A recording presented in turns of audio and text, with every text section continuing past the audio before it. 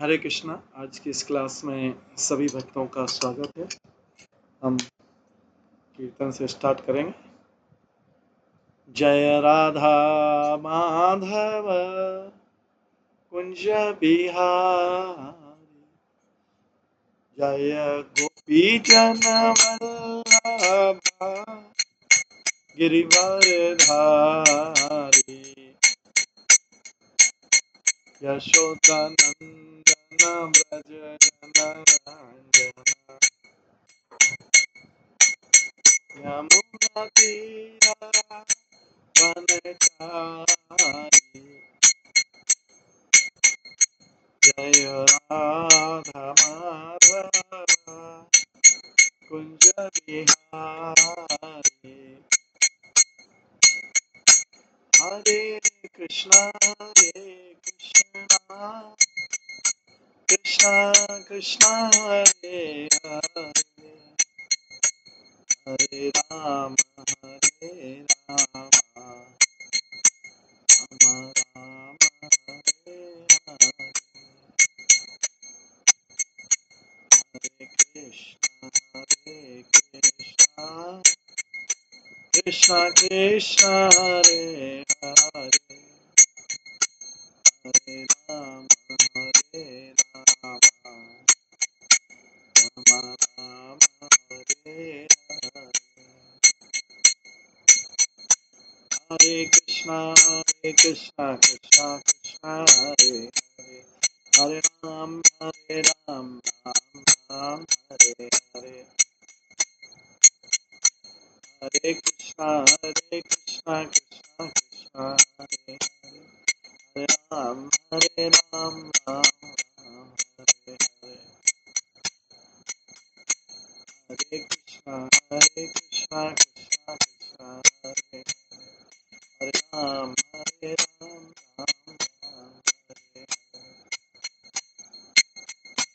जय राधा गोविंद राधा गोविंद राधा, जय राधा माधव राधा माधव राधे, जय गौरनिताय जय गौरनिताय, गौरनिताय जय गौरनिताय, जय जय प्रभुपाद प्रभुपाद प्रभुपाद, जय जय प्रभुपाद, गौर हरि बोल हरि बोल हरि बोल, जय गौर हरि।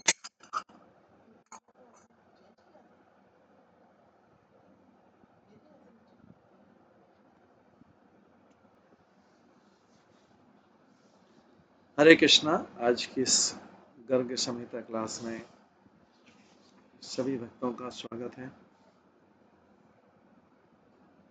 कल हम श्रवण कर रहे थे कि कृष्ण की उपस्थिति में राजा उग्रसेन ने द्वारका में राजसूय यज्ञ करने का मन बनाया। राजसूय यज्ञ की उन्होंने महिमा सुन रखी थी।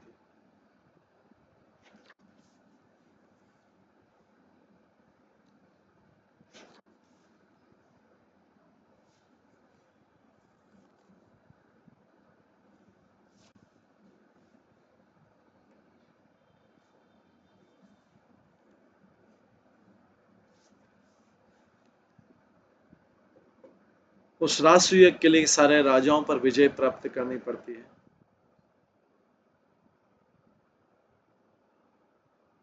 और उनसे भेंटें स्वीकार करके राजसूय किया जाता है। पूरी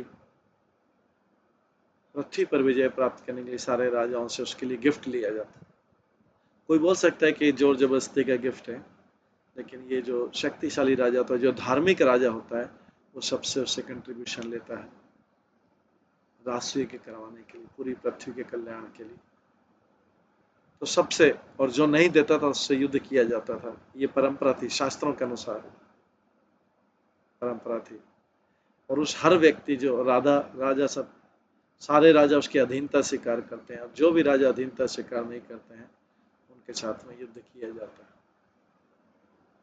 और उनसे फिर जब हार जाते हैं तो वो स्वयं भेंट देते हैं, और इस प्रकार से सबकी भेंट से सबको उसका बेनिफिट मिलता है, सबकी कंट्रीब्यूशन से इस प्रकार से राष्ट्र किया जाता है।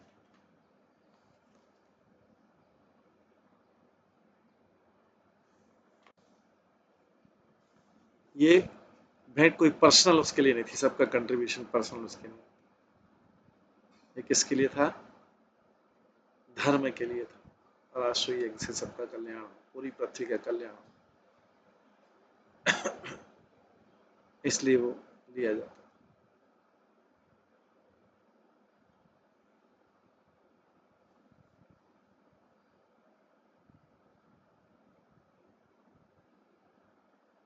तो यादव लोग एक के बाद एक प्रद्युम्न के नेतृत्व में, जो कृष्ण का पुत्र था, उसने स्वीकार किया कि मैं राष्ट्रीय यज्ञ के लिए, क्योंकि उग्रसेन राजा थे द्वारका के, कृष्ण भी उनके अधीन थे, कृष्ण अपने आप को उनके अधीन बना लिया था, प्रद्युम्न तो उनका बेटा था, कृष्ण उन्होंने उनको अधीन करके जो है,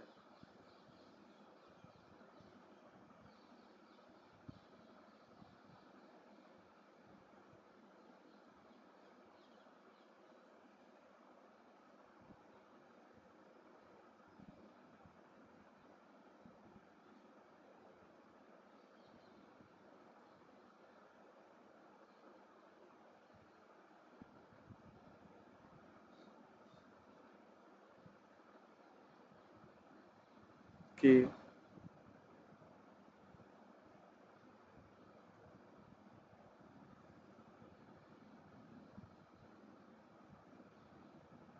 यादव एक के बाद एक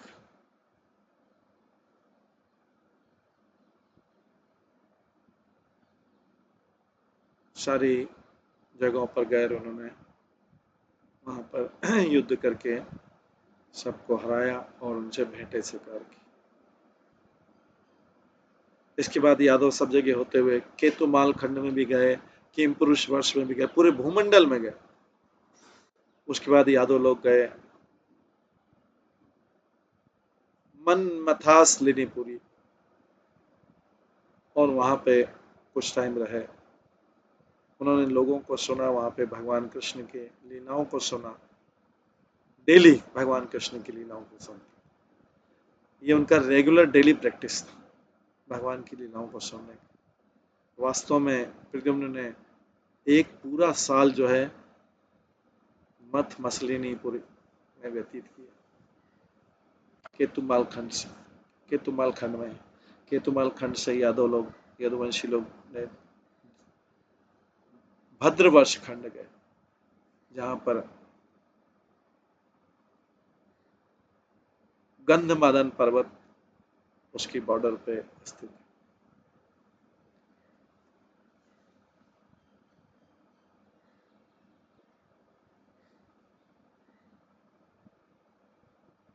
राजा भद्रश्व ने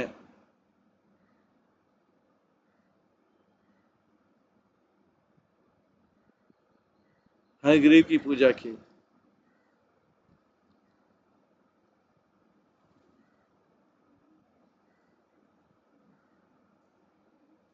राजा भद्रश्व ने भगवान हयग्रीव की पूजा की। राजा आया और उसने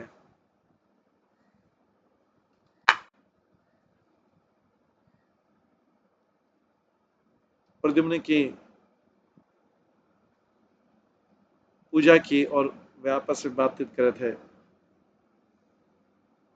वो जब बातचीत कर रहे थे, उसने कृष्ण के पुत्र को दुष्ट असुर शकुनी के बारे में बताया,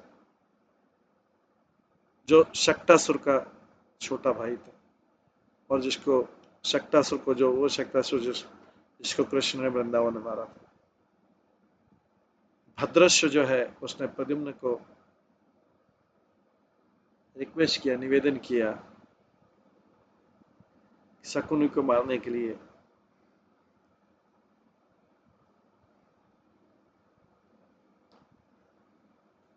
जो कि देवताओं का शत्रु था।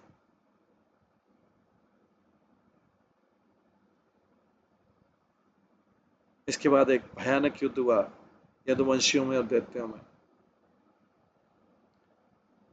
इस भयानक युद्ध के बाद कई असुर मारे गए और असुरों का जो लीडर था शकुनी, वो प्रद्युम्न के सामने आया।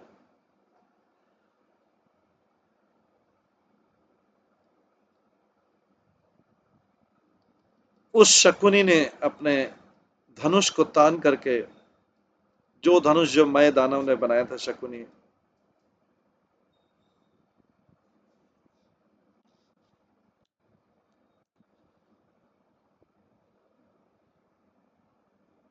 शकुनी ने कई यादवों को वहां पे मार गिराया।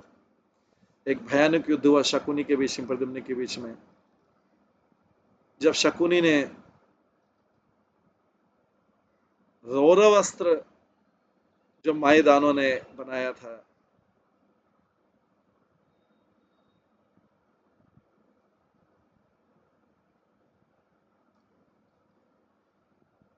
रौरव अस्त्र जो मायदानों ने बनाया था, उससे अनगिनत जहरीले सांप निकले, बिच्छू निकले और यादवों के सिपाहियों को वो आतंकित करने लगे। इसके बदले में प्रद्युम्न ने गरुड़ास्त्र निकाला और उससे करोड़ों पक्षी निकले, गरुड़ पक्षी, और सारे सर्पों को खा लिया। उसके बाद शकुनी ने कई पिशाची आए और भूत प्रेत अपने उससे निकाले, जो मुंह से अग्नि उगल रहे थे। प्रद्युम्न ने सतवस्त्र अस्त्र छोड़ा, जिससे भगवान विष्णु के पार्षद निकले। उन्होंने असुरों की माया को खत्म कर दिया। इस प्रकार से, क्योंकि असुर बहुत मायावी रहते हैं,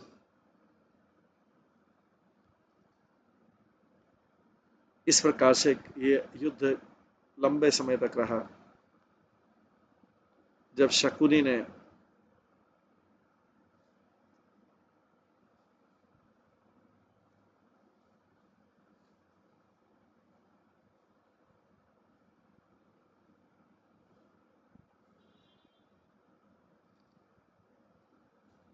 जब शकुनी ने फिर से राक्षस माया को नियुक्त किया यादवों को आतंकित करने के लिए, प्रद्युम्न ने नरसिंह अस्त्र चलाया और नरसिंह अस्त्र चलाने से भगवान नरसिंहदेव युद्ध में आ गए अपने भयानक रूप में और सारे असुरों को पकड़ के अपने पैर के नीचे दबा दिया। ये माया खत्म होने के बाद शकुनी अप्रकट हो गया और उसके बाद अपनी माया की शक्ति से शकुनी ने एक सीन बनाया, जैसा कि प्रलय हो रहा और सब लोग पानी में डूब रहे हैं। इसमें ऐसा लगा यदुवंशियों को, यादवों को लगा कि वो हार गए हैं। प्रद्युम्न ने फिर कृष्ण अस्त्र जो है अपने धनुष पे लगाया और उससे से एक बहुत बड़ी ज्योति प्रसन्न हुई, जो उससे भगवान कृष्ण स्वयं अवतरित हुए अपने चतुर्भुज रूप में द्वारका। भगवान को स्वयं को देख के सारे यादव लोग एकदम जीवित हो गए और शकुनी डर गया और युद्ध का मैदान छोड़ के भाग गया। शकुनी के जाने के बाद और उसकी सेना के जाने के बाद भगवान कृष्ण ने प्रद्युम्न को बुलाया और उसमें किया कि बहुत पहले शकुनी ने बहुत तपस्या की थी और उसने भगवान शिव को प्रसन्न किया था। जब शिव ने उसको वरदान दिया था, शकुनी ने उससे बोला था कि जहां पे भी उसको मृत्यु हो, जैसे उसका शरीर पृथ्वी को टच करे उस फिर से जीवित हो जाएगा, तो उसका शरीर पृथ्वी को टच नहीं करना चाहिए मृत्यु से। और ये भी उसने आशीर्वाद मांगा था कि उसको कोई आकाश में भी नहीं मार सके। भगवान शिव ने देन शकुनी को एक तोता दिया था केज और कहा था ये तोते की रक्षा करो, ये तुम्हारी रक्षा करेगा तुम्हारी जीवन। ये शिव जी ने दिया था। जब ये तोता मर जाएगा, अभी तुम समझ लेना कि तुम्हारी मृत्यु नजदीक है। ये कह के भगवान शिव अप्रकट हो गए थे। प्रद्युम्न, भगवान कृष्ण बोलते प्रद्युम्न, ये जब तोता है वो किले में है, ये मारा जाएगा, तब समझ लो कि शकुनी भी मारा जाएगा। उसकी जान मतलब तोते में।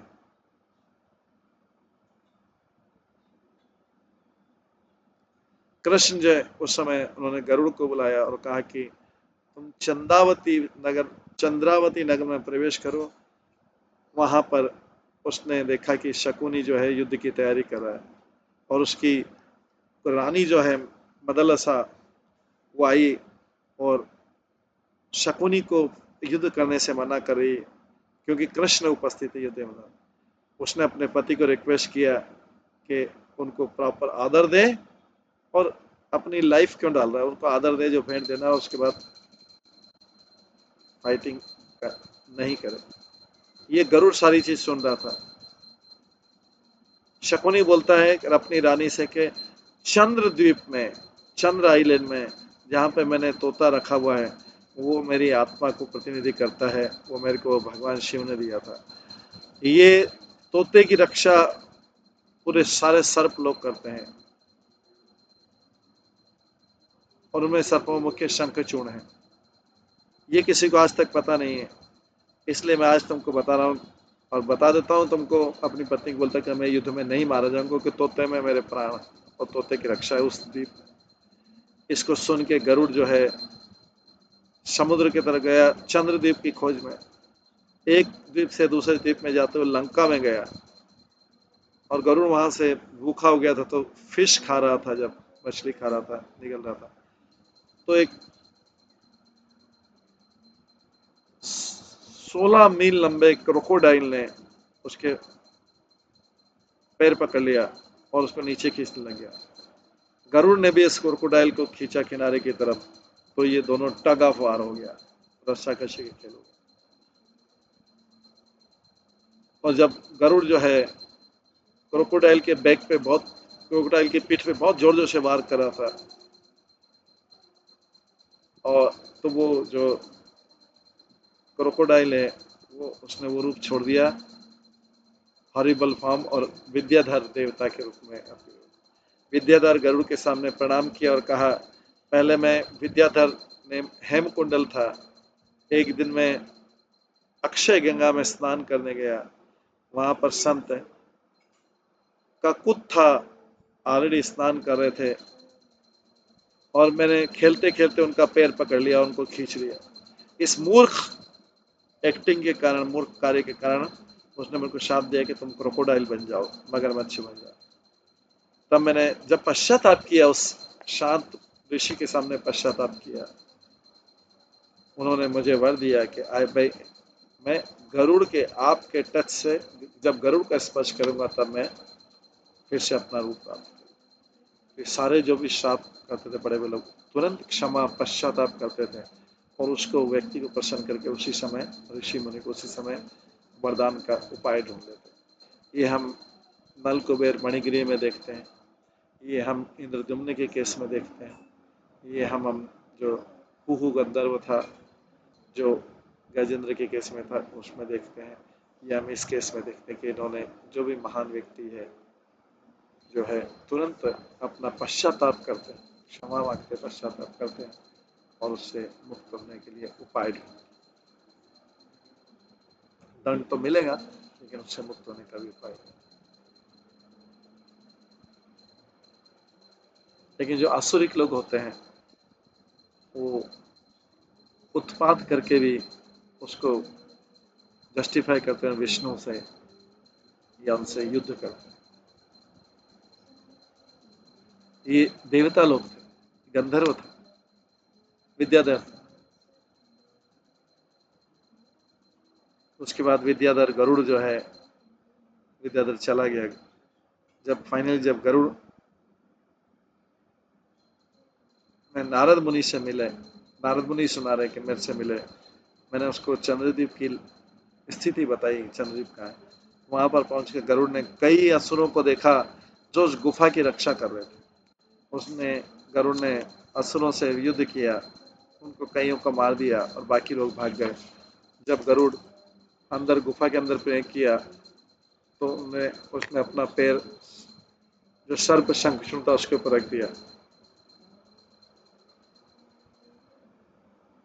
और वो डर गया एकदम और उसने वो पैरेट को जो जो शकुनी की आत्मा को रिप्रेजेंट करता था, उसको उसको जो केज को, जो पिंजरे को, उसको पानी में फेंक दिया।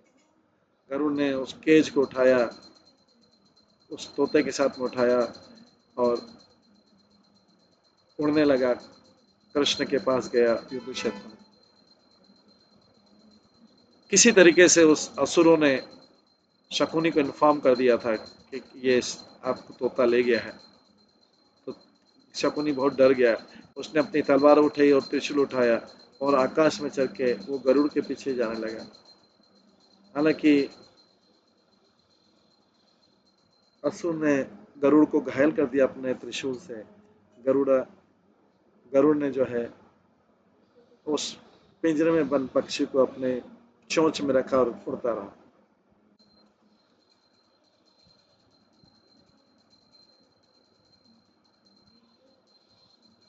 लेकिन फिर उसने, शकुनी ने दूसरा अटैक किया, आक्रमण किया।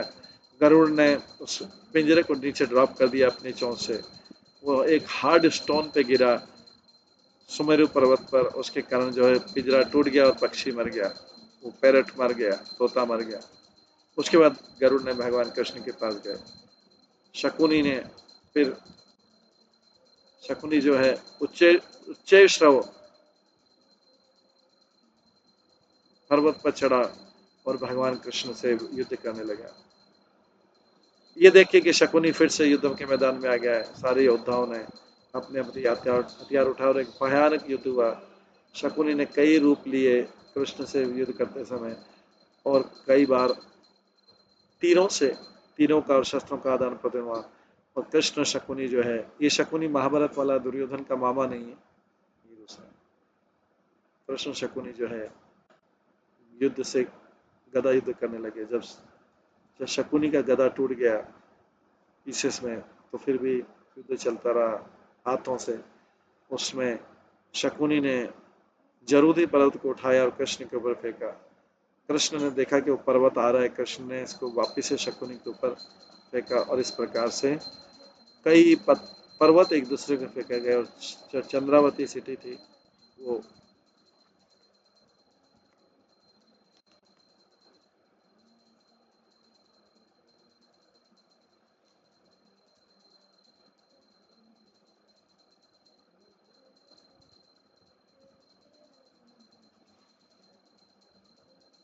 वो पत्थर के टुकड़े में बदल गए। उसके बाद शकुनी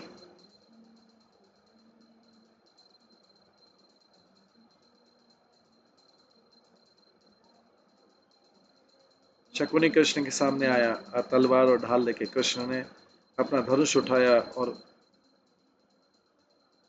एक जो है तीर निकाल के शकुनी का सिर काट दिया। जैसे शकुनी भूमि पे गिरा, उसका जीवन, उसका लाइफ फिर से आ गया। शकुनी फिर से खड़ा हुआ, अपना हेड उठाया, अपना सिर उठाया शकुनी ने, और अपने बाकी शरीर के ऊपर हक रख दिया, क्योंकि उसका जैसे गिरेगा उसमें फिर से आ जाएगी ग्राउंड। ये बहुत आश्चर्यजनक था। ये कई बार हुआ, 7 बार हुआ, और शकुनी बार बार युद्ध के मैदान में आता रहा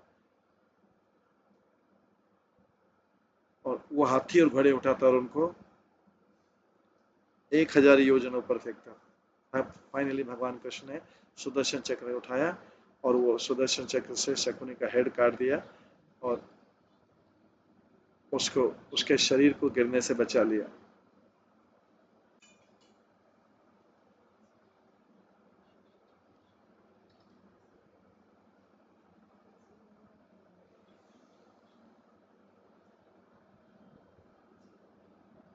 भगवान कृष्ण ने यादवों को ये निर्देश दिया कि ये तीर जब तक चलाते रहो और इसको शकुनी के शरीर को आकाश में रखो। तब शंबा ने, जो कृष्ण का पुत्र था, उसने अपने एरो चलाए, तीर चलाए और उसके शरीर को ऊपर ही उठाए रखा इसका। उसके बाद उसका शरीर फिर से गिरा,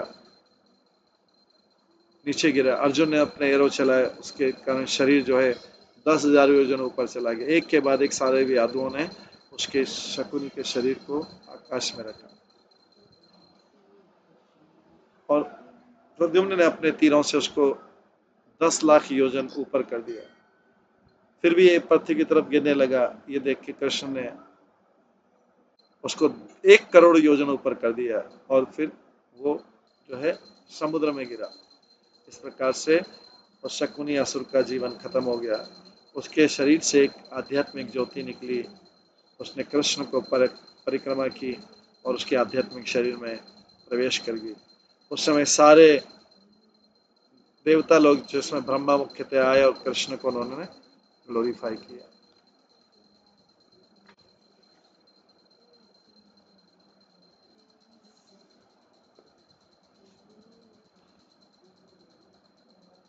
इसके पश्चात भगवान कृष्ण यादवों के साथ में चंद्रावती नगर में प्रवेश किया और शकुनी जो शकुनी की रानी है और जो शोक कर रही थी अपने पति के मरने पर वहां पे आए और उस चंद्रावती ने अपने युवा पुत्र को भगवान के चरण कमलों में रख दिया। उनके रिक्वेस्ट पर, उनके निवेदन पर भगवान कृष्ण ने अपना हाथ उस बच्चे के सिर पर रख दिया और उसको उसके पिता का राज्य दिया और 1 कल्प का जीवन दिया। 1 कल्प मतलब जो ब्रह्मा जी का 1 दिन होता है। और आध्यात्मिक ज्ञान दिया, त्याग दिया, भक्ति दी। वास्तव में भगवान कृष्ण ने अपने गले से हार पहना के उस असुर के बेटे को दिया, उसके कंधे पर रख दिया, यंग राजकुमार। बहुत समय पहले शकुनी ने उच्चेश्वर पर्वत का जो टच स्टोन है उसको चुरा लिया था, एक वृक्ष को चुरा लिया था और एक गाय इंद्र से चुरा ली थी, जो कामधेनु गाय। कृष्ण ने वो सब चीजें अभी वापस देवताओं को, इंद्र को दिला के दे दी उस असुर के घर से। राजा बहुलश कहते हैं ये शकुनी कौन था और दूसरे असुर कौन थे जिनको भगवान ने मारा है। ऋषि है, मुनि, मैं इनके बारे में सुनने में बहुत रुचि है। नारद मुनि कहते हैं बहुत समय पहले ब्रह्म कल्प में राजा गंधर्वों का राजा था परवसु, उसके 9 पुत्र थे जो सब आर्ट ऑफ म्यूजिक में एक्सपर्ट थे, संगीत कला में। एक समय जब ब्रह्मा जी को अपने पुत्री के प्रति काम वासना हुई तो ये जो परवसु उनके ऊपर हंसा था और इस अपराध के कारण वो श्वेत वराह कल्प में हिरण्यकशिपु की पत्नी के गर्भ से उत्पन्न हुआ। एक दिन जो संत अपरंत आत्मा वहां पर पहुंचे तो ये जो असुर राजकुमार है, उन्होंने उनसे पूछा कि जो देवता लोग होते हैं वे भगवान हरि की पूजा करते हैं भक्ति के साथ में, पर हम असुर जो होते हैं बाय नेचर हम भगवान के विरुद्ध होते हैं, बाय नेचर, तो हम भगवान के धाम कैसे जा सकते हैं। तो उस संत ने कहा था कि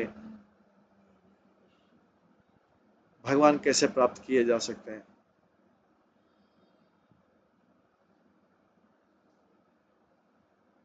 भगवान कैसे प्राप्त किए जाते हैं और भगवान को प्राप्त करने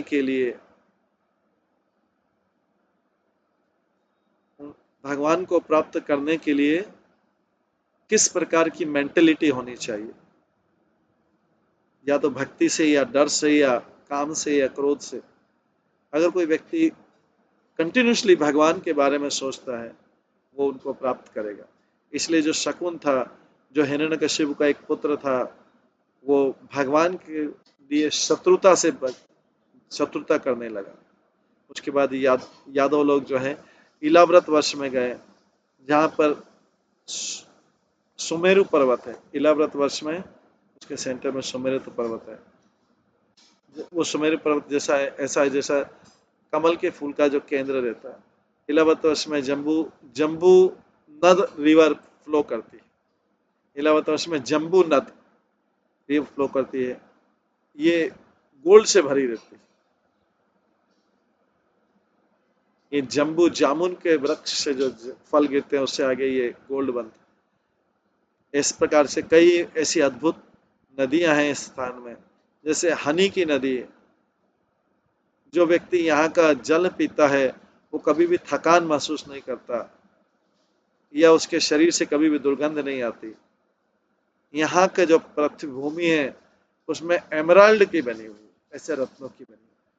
सतयुग में राजा शोभन जो थे, जो मुचकंद के दामाद थे, उन्होंने एकादशी व्रत किया भारतवर्ष में, और भारतवर्ष में एकादशी व्रत करके उन्होंने इला व्रत वर्ष में पहन रहने का अधिकार प्राप्त किया। तो जो एकादशी व्रत करता है, अगर वो कई ऐसे लोग हैं जो एकादशी व्रत भगवान के लिए नहीं करके वैसे ही व्रत रखते हैं, वो शुरू से उनके संस्कार ऐसे हैं कि वो शुरू से ऐसा करते आ रहे हैं, तो वो ऐसे इला व्रत वर्ष में जाते हैं जो वो मंडल में है स्वर्ग जैसा, जहां पे ऐश्वर्य। तो इस तरीके से उन्होंने इलाव्रत में रहने का अधिकार प्राप्त किया मंदराचल पर्वत पर। प्रद्युम्न के वहां पहुंचने तक भी राजा शोभन जो था अपनी पत्नी के साथ, चंद्रभागा के साथ, इस जगह का राज्य करता था, और राजा शोभन ने स्वेच्छा से यादवों को भेंट दी राष्ट्रीय यज्ञ करने के।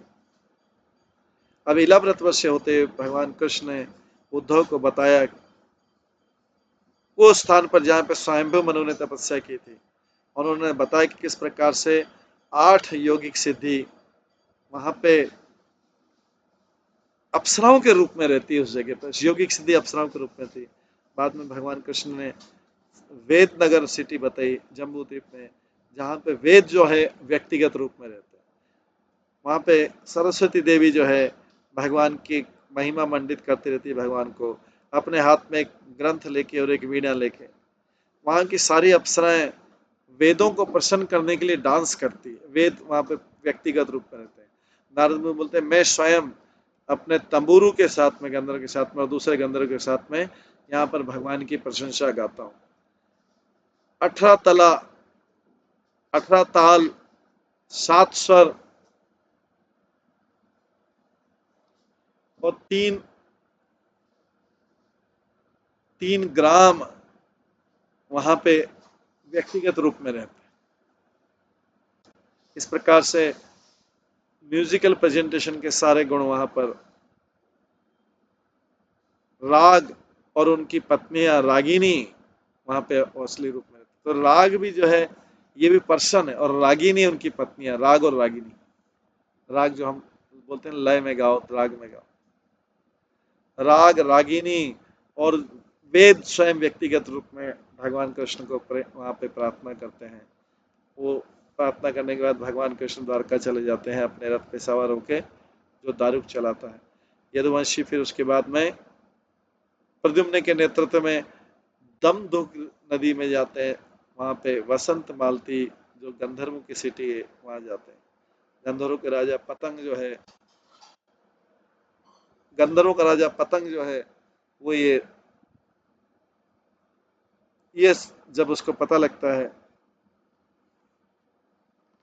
कि यादव लोग आ गए हैं, तो वो उनसे युद्ध करने के लिए अपना मन बनाता है।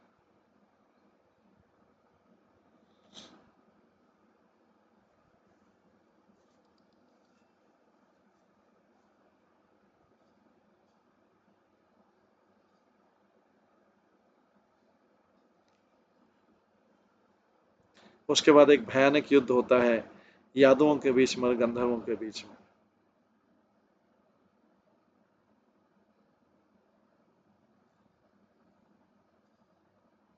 पतंग जो है गंधर्वों का लीडर बहुत उत्साह के साथ में लड़ता है।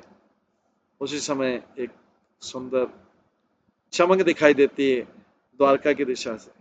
इस चमक के कारण, इस तेज के कारण में बलदेव जी आते हैं, ब्लू अपने नील वस्त्र में आते हैं, और अपने हल के साथ में बलराम ने गंधर्व की पूरी सेना को हल से खींच लिया, नीचे ड्रैग कर लिया पूरा, जैसे भूमि को ड्रैग करते। और उसको उन्होंने सोचा कि पूरा ही वसंत मलरी पूरी सिटी को मैं नदी में फेंक देता हूँ हल से। बलराम ने इस प्रकार से फेंकने के तैयार हुए। जैसा बलराम जी पूरी सिटी को घसीट रहे थे, सारे जो महल थे नीचे गिरने लगे। गंधर्व भयभीत हो गए। उनका जो राजा था, किंग पतंग, राजा पतंग था, वो आया और हाथ जोड़कर बहुत सारी भेंट की, बलराम को भेंट दी, गिफ्ट दिया, और अपनी प्रशंसा में बहुत सुंदर प्रार्थना की। बलदेव उस प्रार्थना से प्रसन्न हुए, गंधर्व राजा से, और उसके बाद में सारा इशू सेटल हो गया। इसके बाद भगवान बलराम द्वारका। कई बार होता है कि कई लोग जो है इस प्रकार से आ रहे थे, मान नहीं रहे थे, तो उसको फिर बलराम जी ऐसा धमकाते डराते हैं, जैसे दुर्योधन के केस में भी किया था। उसको पूरी हिला के रख दिया, पृथ्वी को ही घसीट के हस्तिनापुर में यमुना नदी में डुबोने जा रहे थे। तब जाके दुर्योधन सब काम थे करते उन्होंने छोड़ दिया कि उनके अनिरुद्ध को छोड़ दिया, पकड़ा हुआ। तो कई बार भगवान बलराम के रूप में ऐसा दंड का भय दिखाते हैं कि व्यक्ति तुरंत जो है सरेंडर कर देता, नहीं तो वो अपना जो है अभिमान बनाए रखता है। तो भगवान को ऐसा दंड देना भी कई बार जरूरी हो जाता है। उसके बाद यादव लोग आगे गए अपना, क्योंकि इससे पहले जो शकुनी को मारने के लिए कृष्ण आ गए, तो भगवान अपने भक्त की हेल्प के लिए कहीं पे भी आ जाते हैं, अगर भक्त उनसे प्रार्थना करते या उनकी बिना प्रार्थना करे भी वो समझ जाते हैं कि कहाँ उनकी जरूरत है। लेकिन अगर भक्त ऐसा अपनी स्वप्न में ऐसी सारी इच्छाएं करता रहे तो भगवान उसको नहीं आएंगे बचा। लेकिन जहाँ उसको वास्तव में नीड है, वास्तव में आवश्यकता है, जहाँ भगवान को भी लगता है कि इसको मेरी आवश्यकता है, ये भी हम्बल है, हेल्पलेस है, तो भगवान जो है उस जगह पे। उसके बाद यदुवंशियों ने अपना जीत का यात्रा कंटिन्यू रखा, एक के बाद एक जीत मिलती गई, क्योंकि अभी राष्ट्रीय के करना सारा पृथ्वी जीत। अभी अरुणोदा नदी के पास आ गए और वहां पे कैंप पे लगाया। इंद्र जो ऐरावत पे सवार था, आकाश से सडनली आया, या यदुवंशियों ने अपने हथियार उठा लिए, तो इंद्र जो था स्वर्ग के राजा प्रद्युम्न से कहा, हे बहादुर राजा, मुझे ध्यान से सुनिए। यहाँ पे एक सुंदर सिटी है जिसका नाम है लीलावती, जो कि सुवर्णगिरी पर्वत के शिखर पर है। वहां पे विद्याधरों का राजा सुकृति रहता है। उसकी एक सुंदर कन्या है जिसका नाम है सुंदरी है, जो 100 चंद्रमाओं के समान सुंदर है। सारे देवता और सारे जो लोकपाल हैं उनका स्वयंवर अटेंड करने जा रहे हैं। लेकिन राजकुमारी ने कहा है कि मैं केवल उसी व्यक्ति से विवाह करूंगी जिसके देखने पर मैं अपनी चेतना खो बैठूंगी। ये कन्या ने प्रतिज्ञा करी कि जिसके देखने पर मैं अपनी चेतना खो बैठूंगी उसी को से मैं विवाह करूंगी। प्रद्युम्न, तो इंद्र बोलते हैं प्रद्युम्न से तुमको जाना चाहिए अपने भाइयों के साथ में सुंदरी का स्वयंवर अटेंड करना। स्वयंवर मतलब वहां पे स्वयं वो वर चुने। इसके बाद प्रद्युम्न और उनके भाई जो थे इंद्र के साथ में लीलावती शहर में गए। वहां पर सुंदरी का स्वयंवर बहुत बड़े तरीके से चल रहा था, सारे देवता लोग वहां पर बैठे हुए थे। पर प्रद्युम्न के आगमन पर प्रद्युम्न के आगमन पर सारे राजाओं ने अपना उत्साह खो बैठा, क्योंकि प्रद्युम्न इतना सुंदर था, स्वयं भगवान कृष्ण का पुत्र। उन्हें सारी आशा खो दी, सुंदरी को पाने की सारी आशा खो दी, क्योंकि स्वयंवर में सब राजाओं को बुलाया जाता है और जो प्रतिज्ञा होती है, उसकी राजा की पुत्री की प्रतिज्ञा होती है, उसको पूरा करने का प्रयास किया जाता है। सीता देवी के समय भी ऐसा हुआ, तो धनुष की प्रतिज्ञा थी।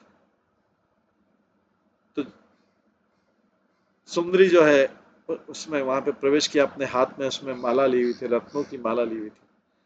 वो इतनी सुंदर थी, इतनी सुंदर की कि जो है जो उनको देख रहा था वो पूरे माया जैसे मोहित हो गए थे। जैसे उसने दृष्टि प्रद्युम्न के ऊपर डाली, अपनी सुंदरी बेहोश हो गई, चेतना खो बैठी। कुछ समय बाद जब उसने चेतना प्राप्त की, तो उसने जो गार्लैंड थी, वो माला थी रत्नों की, उसके गले वो जो माला को प्रद्युम्न के गले में डाल दिया। तो सुकृति राजा ने तब अपनी पुत्री को प्रद्युम्न को दे दिया, जो कृष्ण का पुत्र। लेकिन ये सब देवताओं से सहन नहीं हुआ। उन्होंने उस जगत को घेर लिया और अपने हाथ में शस्त्र लिए। प्रद्युम्न सिंह के समान गरजे और उन्होंने बाणों की बौछार लगा दी, धारा सारे इससे सारे डेमीगॉड्स के हथियार और कवच जो है वो नष्ट हो गए। इसके बाद डेमीगॉड जो देवता लोग भाग गए और मैरिज कंप्लीट हुआ। प्रद्युम्न अभी भारतवर्ष में आने के लिए तैयार हुआ। उसके बाद यदुवंशी द्वारका में प्रवेश किए। कृष्ण, बलराम, उग्रसेन और दूसरे लोग उनको वेलकम करने आए। प्रद्युम्न राजा उग्रसेन के सामने प्रणाम किया और कृष्ण को प्रणाम किया, बलराम को प्रणाम किया, गर्ग मुनि को प्रणाम किया। और द्वारका के हर घर ने तब जो है उस ग्रांड सेलिब्रेशन में हिस्सा लिया। नारद मुनि कहते हैं, राजा, इस प्रकार से मैंने तुमको वो सब वर्णन कर दिया राजसूय के लिए जो तुमने मेरे से पूछा था। अब और क्या सुनना चाहते हो? बहुलाश अभी सुनने के लिए इतना उत्साही, इतना उत्साही। बहुलाश बोलता है, हे मुनि,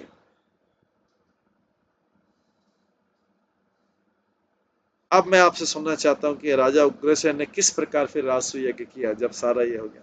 नारद मुनि कहते हैं, जब गर्ग मुनि ने एक शुभ तिथि फिक्स की भगवान कृष्ण की सहायता से, तो राजा उग्रसेन राजसूय यज्ञ की तैयारी करने लगा। सारा अरेंजमेंट, सबको इनविटेशन भेजे गए, सारे महान संतों को, ब्राह्मणों को। सब लोग एकत्रित द्वारका में उस महान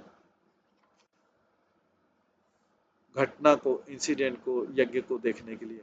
कौन कौन आए? व्यास देव आए, वेद व्यास आए, सुखदेव आए, पराशर आए, मैत्र मुनि आए, पहिला आए, सुमंत आए, दुर्वासा आए, वैशंपायन आए, जैमिनी आए, परशुराम आए, दत्तात्रेय, असित, अंगिरा, वामदेव, अत्रि, वशिष्ठ, कण्वा, विश्वामित्र, भारद्वाज, गौतम, कपिल, सनक, सनक सनंदन सनातन चारों आए, पतंजलि, द्रोणाचार्य, कृपाचार्य और बहुत कई बड़े बड़े आचार्यों ने, उनके शिष्य आए उस महान यज्ञ को अटेंड करने के लिए जो राजा उग्रसेन करने जा रहा था। कृष्ण और प्रद्युम्न और बलराम की उपस्थिति और सारे द्वारकावासी की, द्वारका का सबसे बड़ा पृथ्वी का उस समय का यज्ञ था।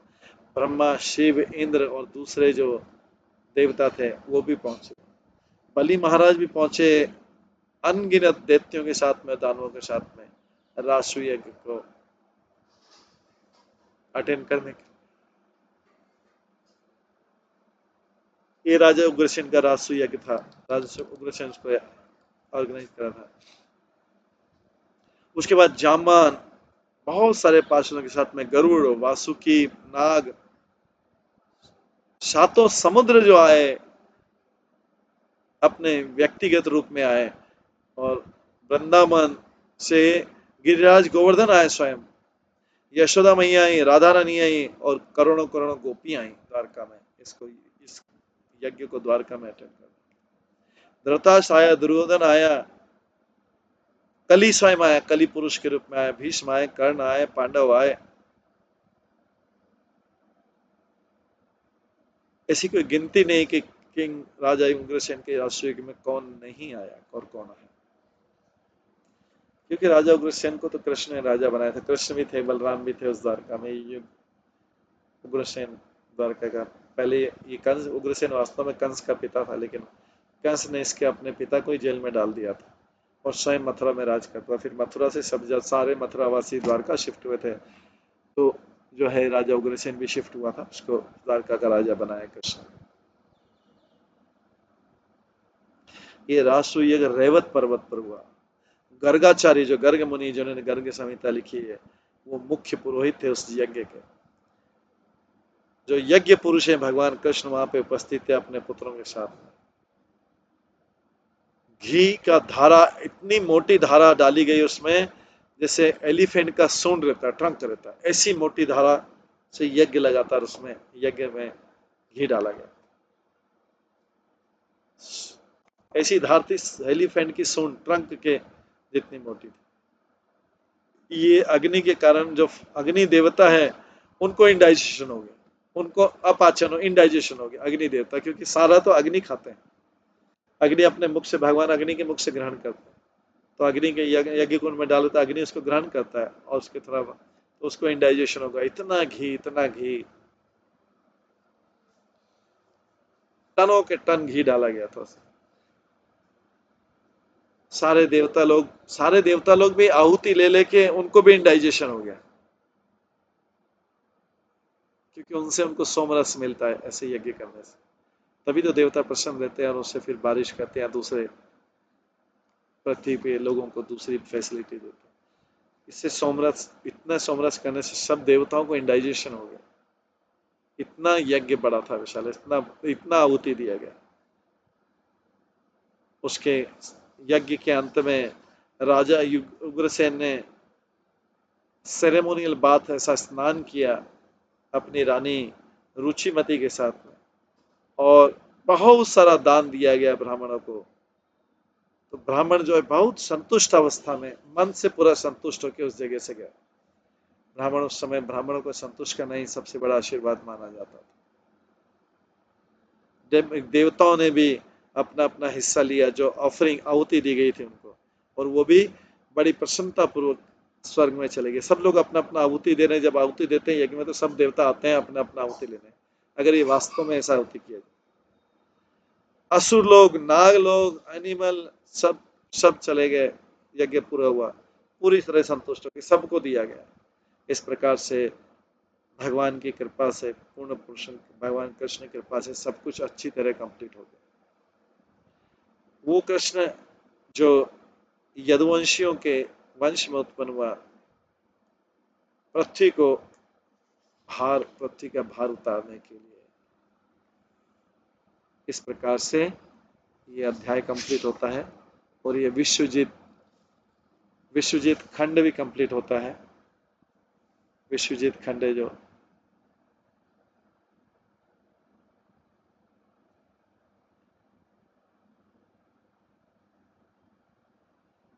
और इसके बाद अगला खंड है जो बलभद्र खंड है, वो हम कल की क्लास में श्रवण करेंगे। आज की क्लास में यहीं पे विराम देते हैं। सभी भक्तों का बहुत बहुत धन्यवाद। सभी भक्तों के लिए एक बार हरे कृष्ण महामंत्र का जप करते हैं। हरे कृष्णा कृष्णा कृष्णा हरे हरे, हरे राम राम राम हरे हरे। सभी भक्तों का बहुत बहुत धन्यवाद। हरे कृष्ण। श्री श्री गर्ग संहिता ग्रंथ की जय, श्री गर्ग मुनि की जय, श्री नारद मुनि की जय, श्री प्रभुपाद की जय, सभी भक्तगणों की जय।